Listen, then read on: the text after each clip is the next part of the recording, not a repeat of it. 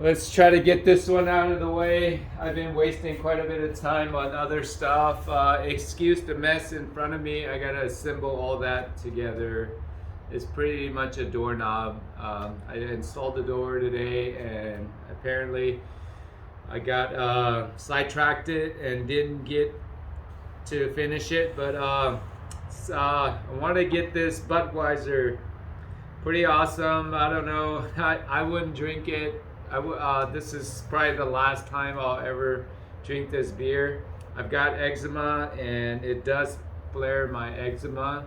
So I don't know what it is that's in there that causes that. But the history of this Budweiser, I mean, like my personal experience growing up, it was Coors Light or Bud Light, and then Budweiser was a little bit stronger than your previous two that I mentioned, and it was a little bit strong. Nonetheless, it's not American owned anymore. If you didn't know that, so I haven't really drank it for like 20 plus years. The last time I had it, I thought it tasted really different, and then I drank it a little bit more, and it tastes the same, no different. I can't remember the alcohol volume. It's probably like 5 something or 4.8 or something. Sorry that I'm not really informative with our consistent, not consistent, but already prepared. Oh man, it's pretty cool. I just thought it'd be funny. I'm more happy that I got my lighting to my liking. Doesn't really say much. Everything is like so written off. This must have been an old can of beer. But this has got to be no more than alcohol by volume is 5%. That's not anything more than your Coors Light or Bud Light.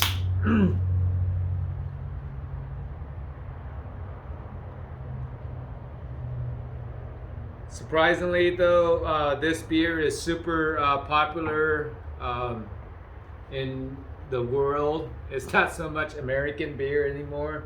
Even the FIFA, whatever you want to call it, they actually had warehouse of beers, Budweiser, because they were sponsors, and then they didn't want us.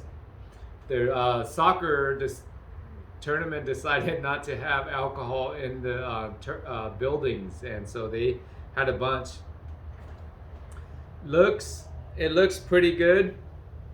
Again, not all.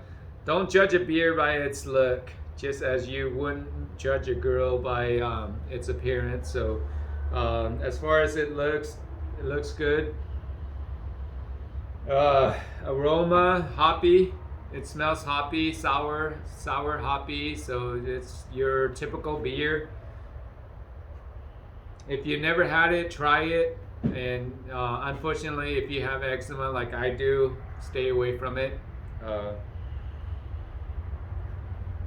smells really good.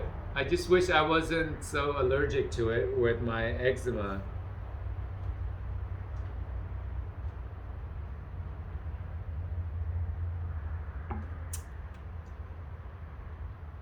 As far as balance goes, is a little bit on the lighter side.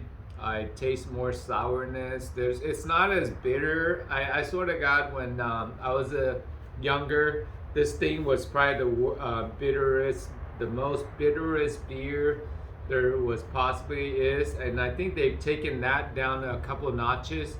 It's not as bitter as I remember this beer to be.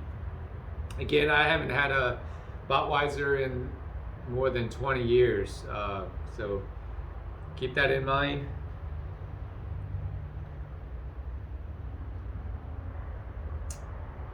It's super light compared to what I remember it as.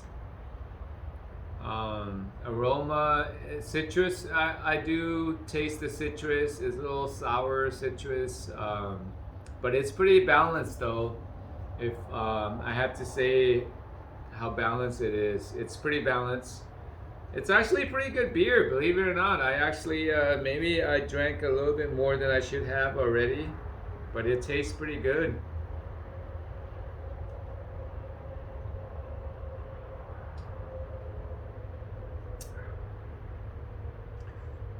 Surprisingly, it's pretty good. I probably finish this before the video is done, but and I'm trying to say what I can say, but I don't really have a whole lot to say besides that it's a good beer. It just flares my eczema, so if you have eczema, stay away from this. Otherwise, it's a decent beer for the price. Budweiser beer in the States, you can get a 12 pack for like $7. Your 30 packs range anywhere from, I want to say, $18.99 to $24. So you're coming up under $1.50 under a can. I guess if you're a connoisseur, you probably don't want to drink this, but if you're just a drinker to get drunk off a beer, this is probably a decent beer, because I had 3 or 4 the other day and I was pretty beat. Maybe because I had a stressful, tiring day, but nonetheless, this is probably a beer to get drunk off of, but not to kind of enjoy your day, I guess. I don't know. I mean, I'm sorry if I'm offending your Budweiser fans, but truth be told, this isn't really a beer that I would enjoy with my dinner. It's more of a beer where I'll just drink and kind of forget about the world and forget about the whatever else, and get as drunk as I can. But otherwise, it's not, for me, it's not a beer that I would drink occasionally due to my eczema. It is a decent beer though.